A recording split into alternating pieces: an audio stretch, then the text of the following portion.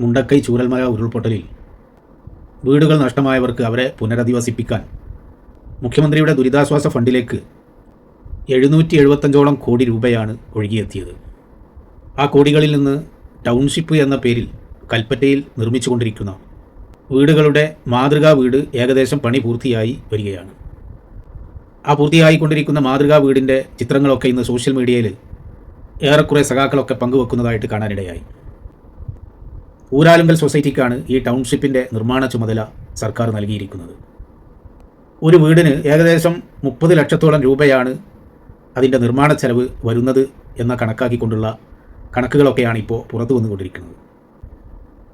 മുസ്ലിം ലീഗും അതുപോലെ മറ്റു പല സന്നദ്ധ സംഘടനകളുമൊക്കെ കഴിഞ്ഞ കാലങ്ങളിൽ നിർമ്മിച്ചു നൽകിയ വീടുകളുടെയും ഇപ്പോൾ നിർമ്മിച്ചുകൊണ്ടിരിക്കുന്ന വീടുകളുടെയും ഈ തൊട്ടടുത്തായി നിർമ്മിച്ചു നൽകിയ വീടുകളുടെയും ഒക്കെ ചിത്രങ്ങൾ പങ്കുവച്ചുകൊണ്ട് സർക്കാർ നിർമ്മിച്ചു നൽകുന്ന ഈ വീടിനേക്കാൾ മനോഹരമായ സൗകര്യങ്ങളോട് കൂടിയുള്ള വീടുകൾ 12 മുതൽ 15 ലക്ഷം, ഏറിപ്പോയാൽ 17 ലക്ഷം രൂപ വരെയുള്ള ചെലവ് വരുന്ന കണക്കുകളാണ് ഇപ്പോൾ സോഷ്യൽ മീഡിയയിൽ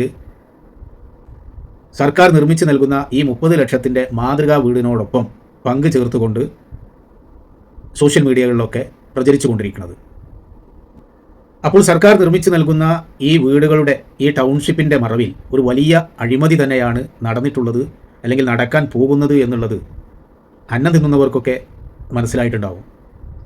ഈ നിർമ്മാണ ചുമതലയുള്ള ഊരാലുങ്കൽ സൊസൈറ്റി വഴി ബന്ധപ്പെട്ടവരിലേക്ക് കോടികളാണ് ഒഴുകിയെത്തുന്നത്. CPM-നും സർക്കാരിനും നല്ല ബോധ്യമുണ്ട് ഈ മാതൃകാ വീട് പൂർത്തിയാവുന്നതോടുകൂടി അതിൻ്റെ ഉദ്ഘാടന കർമ്മം നിർവഹിക്കലോടുകൂടി ഇത് വലിയ വിവാദത്തിലേക്ക് പോകുമെന്നുള്ളത്. ആ വിവാദത്തിൽ നിന്ന് ശ്രദ്ധ തിരിച്ചുവിടാനാണ് കാലേക്കൂട്ടി തന്നെ മുസ്ലിം ലീഗ് നിർമ്മിച്ചു നൽകാൻ പോകുന്ന വീടിന് വേണ്ടി വില കൊടുത്ത് വാങ്ങിയിട്ടുള്ള സ്ഥലത്തിൻ്റെ പേരിലും മുസ്ലിം ലീഗിൻ്റെ ഫണ്ടിൻ്റെ പേരിലുമൊക്കെ ഇല്ലാത്ത കഥകൾ പ്രചരിപ്പിച്ചുകൊണ്ട് വിവാദമാക്കി നിർത്തിയത്. ഇതും അന്നം തിന്നുന്നവർക്ക് തിരിച്ചറിയും.